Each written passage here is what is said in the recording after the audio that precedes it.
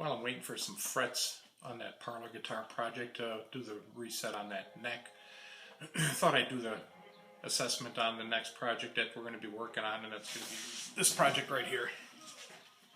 It's an arch top, 1939 Harmony. 3 on the side plates going through the back. Remember what we said, this is started after 1934. All guitars went to this type of a headstock, except for classicals. Fretboard is flat. There's no radius on it. It's that V-profiled neck. This neck was broken twice. So when it was loose inside here, what I've done is I've injected some crazy glue through the 2 brakes, glued it back together, and now it's stabilized. Finish on this guitar is the major issue. The body and everything is in really decent shape. Everything is there, including the little button on the back.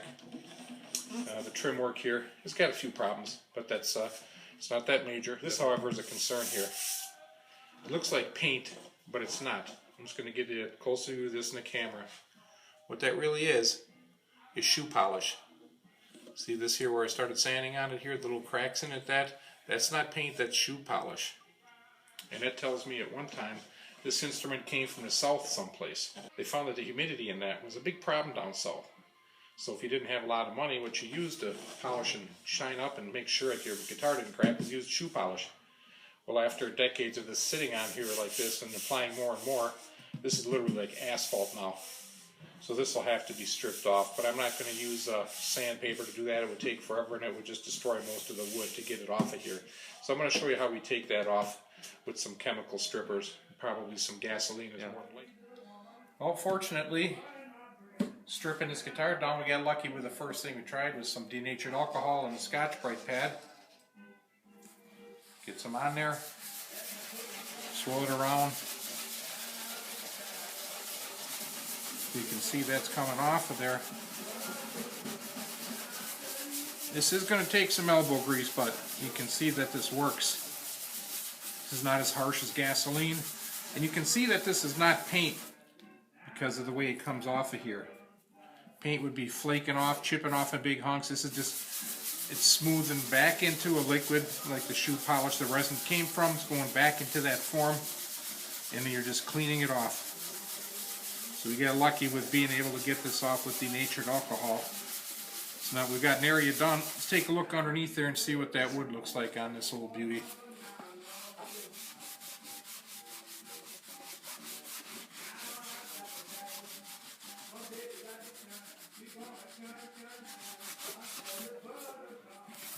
And that's what that wood is like underneath. Now that we've got all the denatured alcohol dried up off of the surface to protect it, I want to put in a little beeswax and orange oil, which is what here. This will be getting sanded off again later when we go to work on the body once we completed the rest of it. But for now, this is going to help this wood retain some moisture and keep from cracking. So obviously you're just going to put it on like polishing a table. Not a ton of it, just enough. That's going to rub around in there. Get yourself a microfiber cloth or a t-shirt. I wouldn't use anything felt or linty. You're going to get it caught in the grain. You're just going to work that into it.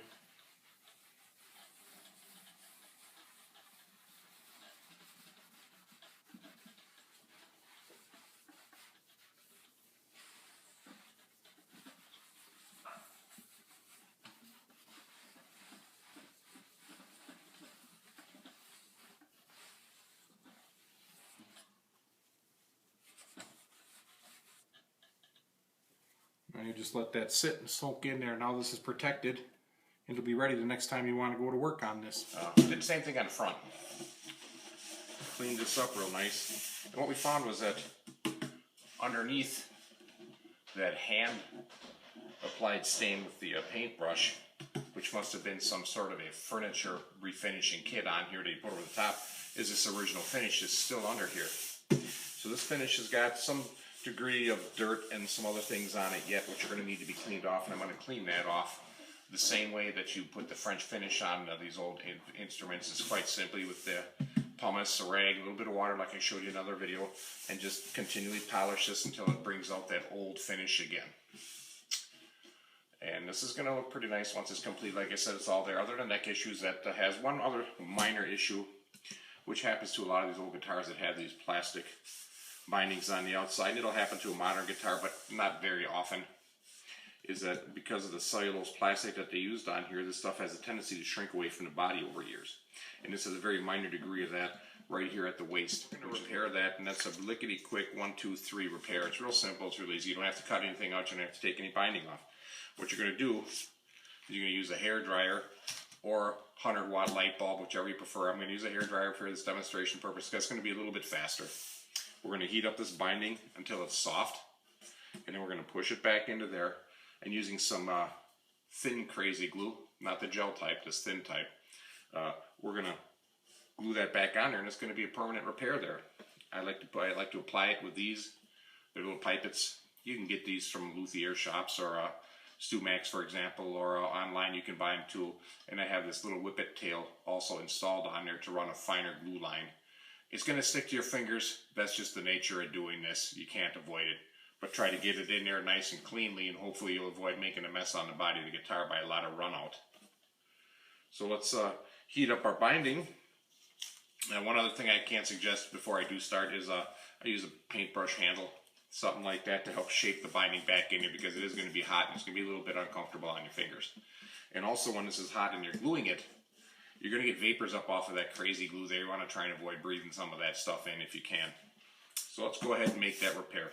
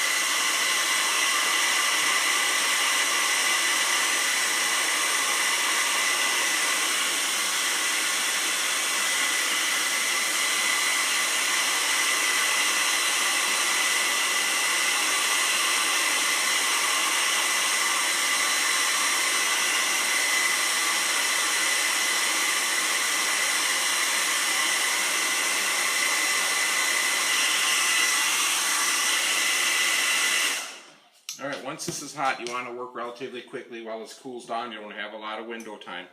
So I like to use the paintbrush, like I said, shape it in there, get that glue in there, use a pipette and put it in nice and easy. Get it to stay in one section, move along to the other section. You're going to find your window time here is pretty short.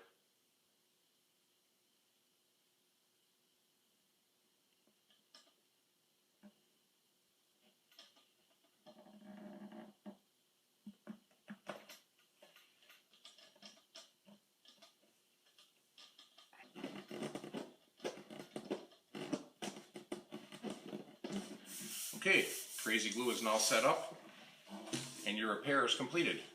It's back into its original position. You did not have to replace this binding. All that needs to be done now is to take a razor blade like I showed you in the other video beforehand and scrape this edge off nice and clean. Repolish your wood if that's what you're going to do with this. Obviously this one is going to be getting redone, so I'm going to sand this down, and then we'll do that after it's been stained to clean it up. But it's an effective repair on these old guitars. It's simple, it takes a couple of minutes. I'd like to thank you for watching this short video on binding repair. And if you like what we do here, go ahead down below there and hit that subscribe button, and I'll shoot you out as much video as I can to help you with your restoration project.